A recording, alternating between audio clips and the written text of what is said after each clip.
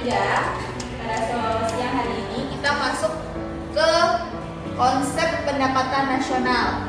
Nah, di sini sebelum kita lanjut ke slide berikutnya, apakah kalian tahu sebelumnya mengenai pendapatan atau konsep dari pendapatan nasional itu sendiri? Ada yang tahu nggak konsep pendapatan nasional itu yang seperti apa?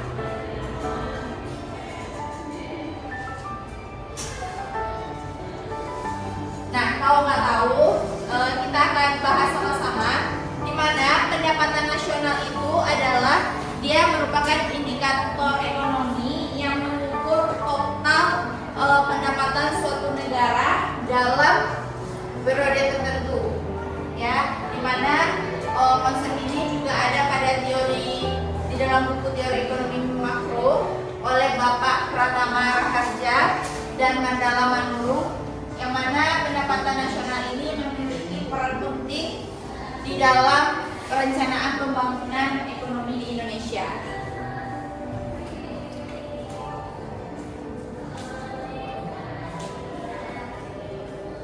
Nah, selanjutnya setelah kalian tahu mengenai konsep dari pendapatan nasional, di sini ada tujuan dan manfaat pengukuran pendapatan nasional, yang mana di sini ada 3 poin yang harus kalian pahami. Yang pertama itu menilai pertumbuhan ekonomi. Yang kedua, dasar kebijakan fiskal dan moneter dan perbandingan antar negara. Di dalam menilai pertumbuhan ekonomi ini, pengukuran ini akan membantu pemerintah nantinya dalam mengevaluasi perkembangan atau pertumbuhan ekonomi dari tahun ke tahun, ya.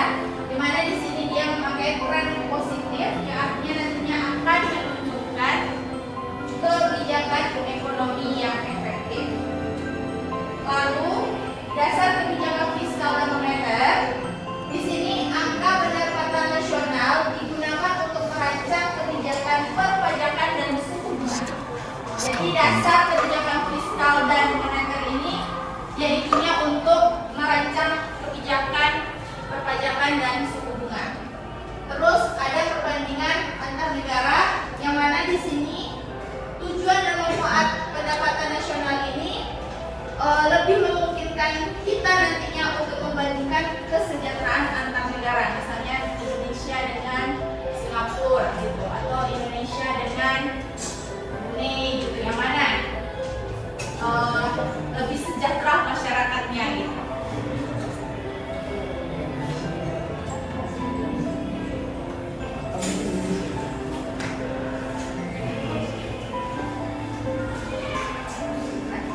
Terus kita masuk ke kategori utama pendapatan nasional. Nah, di sini kalian nantinya harus tahu apa itu PDB, apa itu PNB atau PNB, ya. Terus pendapatan disposibel, MNP, PI dan NNI. Nah, hal ini harus kalian kuasai nantinya teori ini, karena ini akan berkelanjutan di dalam perhitungan pendapatan nasional. Oke. Mengetahui definisi dari produk domestik bruto atau PDB atau GDP. Nah, di sini definisi dari PDB itu sendiri adalah nilai pasar semua barang dan jasa yang diproduksi dalam wilayah negara selama periode tertentu. Yang mana pengukuran ini dia tidak memandang kewarganegaraan produsen. Nah, untuk cakupan dari GDP atau PDB ini, dia mencakup semua output yang dihasilkan dalam batas geografis negara, termasuk produksi oleh WNI maupun WNA yang beroperasi di Indonesia. Nah, untuk perhitungannya di sini dia dihitung dalam periode 1 tahun. Nah, dia diukur menggunakan harga berlaku, ya, bukan harga pasar. Jadi dia menggunakan harga yang berlaku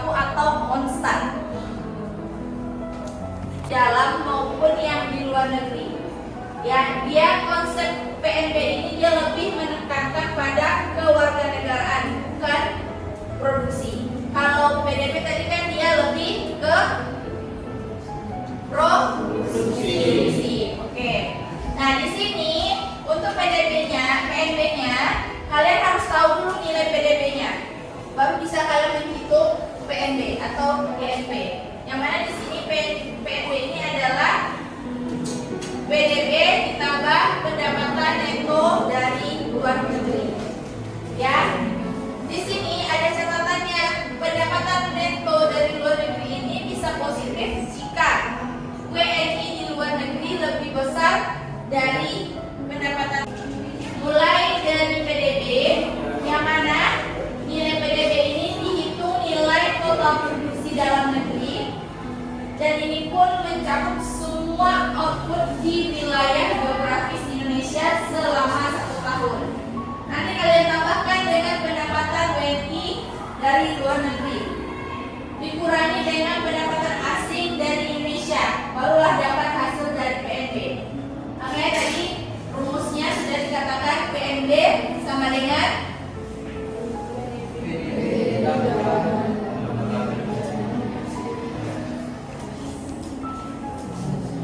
sekarang produk nasional neto atau NPP. NPP ini dia hasil dari PNB dikurang depresiasi. Jadi kalian nggak bisa dapat PNB itu, kalian harus menghitung dari PDB baru dapat PNB. Untuk menghitung NPP kalian dapat nilai PNB dulu, ya. Baru bisa kalian tahu nilai NPP atau produk nasional netonya. Terus di sini di dalam produk nasional neto itu dia ada barang modal, yang mana di dalam barang modal ini yang dinilainya adalah aset fisik yang digunakan dalam produksi, seperti contohnya pabrik dan mesin. Terus adanya penyusutan. Nah, di sini penyusutan ini adalah penurunan nilai barang, ya, nilai barang modal akibat penggunaan dan waktu gitu. Nah, yang mana penyusutan ini juga mencerminkan berkurangnya nilai stok kapital, ya. Dan hal pengurangan ini juga penting untuk mengetahui produksi bersih setelah memperhitungkan keusahaan modal.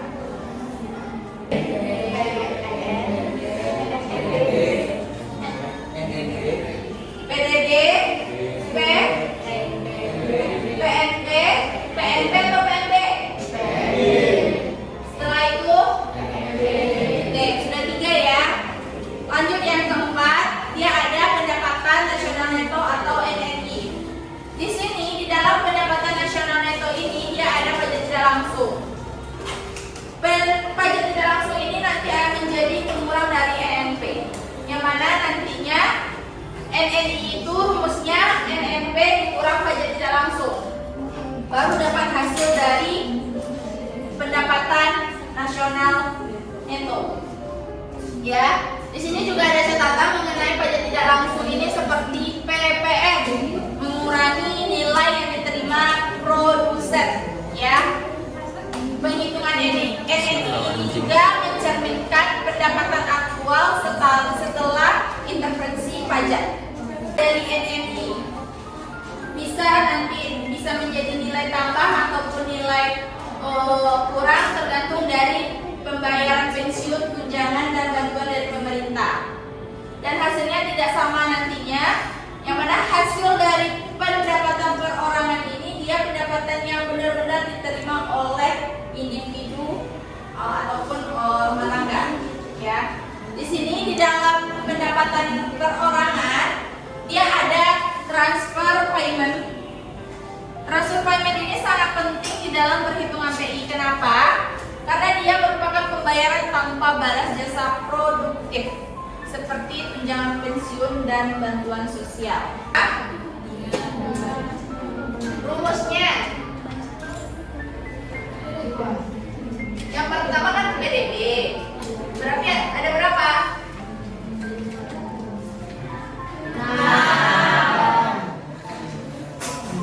Nah, dari perumusan tadi baru kita bisa melakukan metode pengukuran. Di sini ada berapa metodenya? Oke. Coba Bagas. Produksi itu pertama kita lakukan lalu kita menghitung nilai tambah per sektor, lalu kita jumlahkan. Nah, sehingga nilai tambah ini akan menjadi sangat penting di dalam metode produksi. Ya, penggunaan nilai total akan menyebabkan perhitungan ganda karena input satu sektor adalah output sektor lainnya. Jadi dia saling berkaitan dengan satu sektor dengan sektor yang lainnya. Untuk penjelasan dari metode pendapatan tadi produksi, ini pendapatan. Dimana di sini dia profit, tahu kan apa itu profit? Interest tahu kan? Nah, di sini ada 40% upah dan gaji, yang mana ini merupakan porsi terbesar pendapatan nasional. Terus adanya kompensasi untuk tenaga kerja di seluruh sektor ekonomi. Ini untuk upah. Terus untuk laba dia ada 25%, yang mana ini pendapatan yang diterima oleh pengusaha dan perusahaan. Terus di sini bunga 20% dan ada sewa 15%. Bunga 20% ini merupakan pembayaran untuk menggunakan modal finansial. Sedangkan sewa adalah pembayaran untuk penggunaan tanah dan properti. Semua pendapatan yang berasal dari aktivitas produksi ini nantinya akan menjadi 4 kategori yang paling efektif dalam pengukuran pendapatan nasional. Terus adanya ekonomi informal, adanya transaksi non pasar, dan perubahan kualitas. Nah, coba ulang lagi, Happy. Apa masalah dalam pengukuran pendapatan nasional? Estimasi penyusutan. Terus apa lagi? Ada ekonomi informal, transaksi non pasar, sama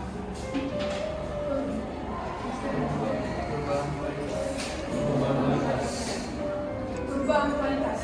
Oke. PI dan DI atau pendapatan disposable.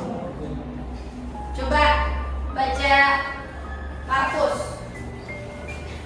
Hubungan PNB, PI dan pendapatan disposable. Yang pertama itu ada PNB, yaitu total produksi warga negara. Yang kedua NNP, yaitu PNB dikurangi dengan penyusutan. Yang ketiga NNI, dengan NNP dikurangi pajak tidak langsung. Dan PI, NNI plus transfer minus laba Ditahan. ditahan. DI, PI dikurangi pajak langsung. Oke, coba ulang Bagas.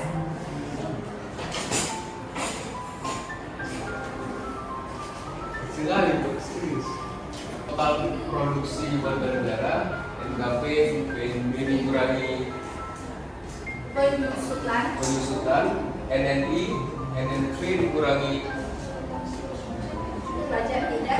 pajak tidak langsung, PI NNI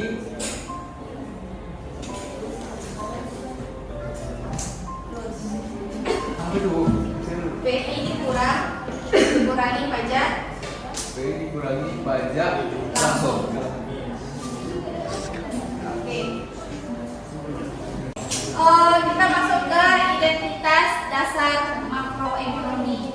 Nah, inilah yang sebenarnya yang harus kalian pahami dalam konsep dasar pendapatan nasional. Yang mana ini adalah rumus metode pendapatan. Nah, ini adalah untuk saving, ya, untuk tabungan. Yang mana dia I sama dengan I ditambah G ini apa? Belanja pemerintah, ya. T itu adalah pajak, X itu adalah F. Jadi untuk tabungan itu rumusnya di dalam identitas dasar makroekonomi itu ada dikurang T ditambah X kurang M. Lalu Y ini melambangkan apa? Pendapatan nasional. Jadi pendapatan nasional itu dia hasil dari konsumsi ditambah pajak. Oke. Nah, dari ini merupakan dia identitas yang menunjukkan bahwa perekonomian merupakan sistem yang berintegrasi atau yang saling terintegrasi. Yang mana nantinya perubahan satu variabel ini akan mempengaruhi variabel lainnya secara sistematis. Karena dari sini dia metode pendapatan langsung ke tabungan, langsung ke pendapatan nasional. Jadi kalau salah satu ini tidak ada, akan mempengaruhi variabel lainnya, ya, karena dia merupakan sistem yang terintegrasi. Lingkar pendapatan nasional. Oke, bisa kalian lihat bagaimana dia saling berhubung satu sama lain, yang tidak bisa rantainya terputus. Nah, jadi dalam materi ini bisa kita simpulkan. Coba simpulkan kalian.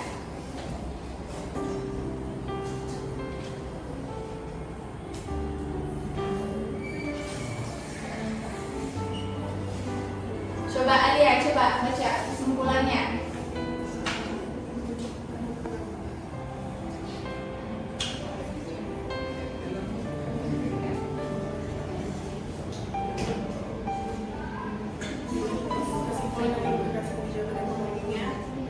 Penggunaan PNB yang akurat itu vital untuk perencanaan ekonomi yang efektif dan data yang tepat menuntut kebijakan yang tepat sasaran.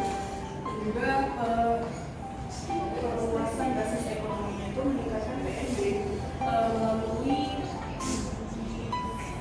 diversifikasi ekonomi, Mengurangi ketergantungan. ketergantungan pada sektor tertentu, dan juga pajak dan transfernya itu mengoptimalkan pajak dan bantuan sosial, menciptakan Distribusi pendapatan yang lebih. dan yang terakhir itu investasi jangka panjang itu fokus pada infrastruktur dan pendidikan, mendorong pertumbuhan berkelanjutan melalui peningkatan produktivitas. Nah, oke. Yang telah disampaikan teman-teman kalian, yang tadi sudah disampaikan oleh Alia, yang mana kesimpulan pada pendapatan nasional ini yaitu yang pertamanya pengukuran PNB yang akurat. Yang kedua apa?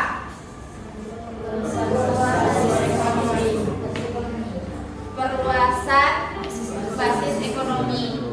Yang ketiga pajak dan transfer. Yang keempat adalah investasi jangka panjang.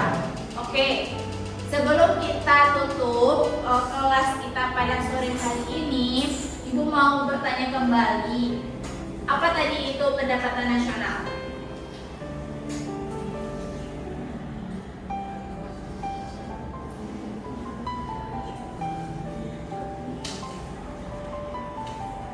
Ayo, apa itu tadi pendapatan nasional?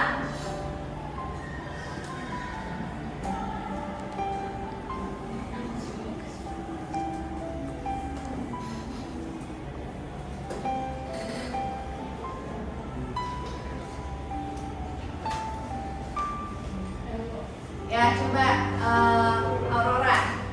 Jumlah seluruh pendapatan masyarakat yang dihitung dalam satu tahun. Oke. Jadi pendapatan nasional itu adalah jumlah pendapatan yang diperoleh oleh masyarakat di dalam satu tahun atau selama periode satu tahun. Dari materi tadi kita juga sudah mempelajari metode pengukuran pendapatan nasional. Ada berapa? 3. Coba Farhan, apa yang pertama? Y sama dengan C C tambah I tambah G ditambah ekspor dikurang impor Bu. Ya. Yang kedua, metode apa? Yang kedua ialah I, yaitu investasi ditambah G dikurang M ditambah impor, ekspor dikurang impor Bu.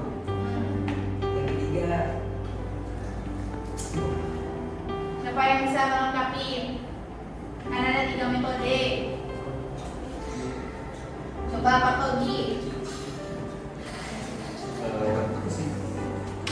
Yang pertama metode pendapatan Bu. Ya. Y sama dengan C tambah 1 tambah G tambah X kurang M. Kedua metode pengeluaran, yaitu Y sama dengan R ditambah W ditambah I ditambah P. Nah, yang ketiga, metode Jadi produksi Bu. produksi. Y sama dengan P1 ditambah Q1 ditambah 2 dikali 2 nah, ditambah PN dikali QN. nah oke. Sebenarnya di dalam materi pendapatan nasional ini kalian juga yang pentingnya itu adalah yang harus kalian ketahui metode, rumus, terus jenis dari pendapatan nasional. Berapa tadi jenisnya? Nah, yang hal-hal tersebut harus kalian pahami sehingga nantinya pada pertemuan berikutnya kalian bisa mengeksekusi perhitungan pendapatan nasional dengan baik. Oke? Karena sudah sampai kesimpulan pada materi pendapatan nasional, nanti untuk kuisnya akan saya share di link WhatsApp grup ya. Silakan nanti kalian kerjakan. Deadline-nya nanti jam 7 malam paling telat ya. Ada lagi nggak yang mau